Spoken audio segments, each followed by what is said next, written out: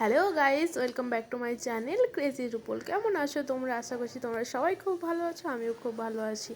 তো অনেক দিন আমার মন্দির যাওয়া হয়নি, সত্যিই যাওয়া হয়নি। মনটা খুব মন্দির যেতে ইচ্ছে করছিল, আর মেঘটা এত সুন্দর লাগছিল, তাতে ভাবলাম একটু মন্দির থেকে সকাল সকাল ঘুরে চলে আসি। তো এখন বাজে 10টা, সাড়ে 10টা। চলো তাহলে আমি রেডি হই।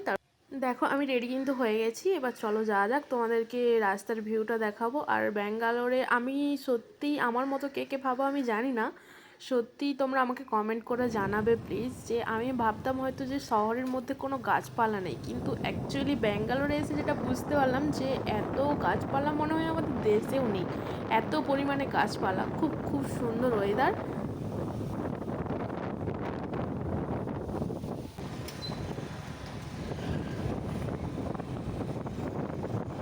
तेरे आने से यार ऐसा आया निखार, जैसे आई बाहर हो नहीं। तेरे होठों के जाम पी लूं सुबह शाम, तू तो मेरा ही नाम हो गई। मेरी दुनिया में कौन है रंग भरा, मेरे साथ ही दुनिया देख जरा। मेरी तू ही तो है प्यारी दुनिया, सारी दुनिया मेरे हमकदम। तू चले संग चले सभी गुल, अपना है ये ख्याल, अपना है ये ख्याल है। ऐसा लगे वहाँ रोज खिले गुल, जहाँ तेरा आना जाना है। ऐसा लगे कुछ गलती से बन गए, रब ने था तुझे बनाना। ये महका मौसम हुस्न का आलम है, तेरी ही परछाई, अपना है ये ख्याल।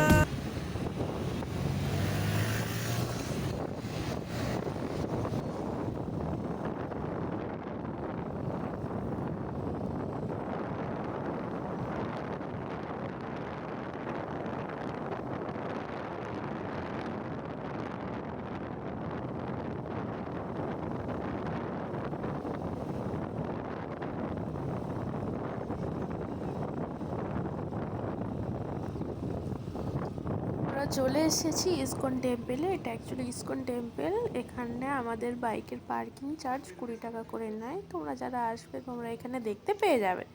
চলো আমরা তাহলে ভেতরে যাই।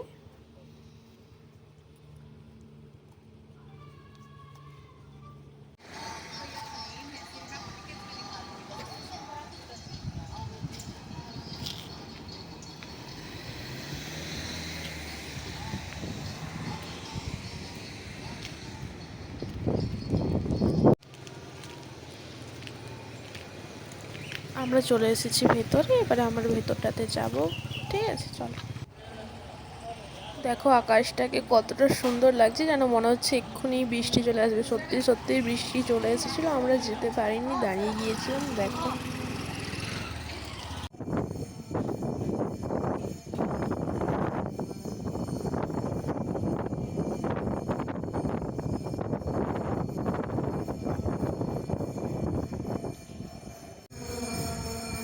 তোমাদেরকে দূর থেকে ঠাকুরটা দেখালাম, কারণ ওখানে লেখা ছিল যে আমি ওখানে কোনো ফটো বা ভিডিও কোনো কিছু নিতে পারবো না, তাই পারিনি। সরি, তোমরা যে লোকেশন দিয়ে দিচ্ছি তোমরা গিয়ে দেখে নেবে, ঠিক আছে?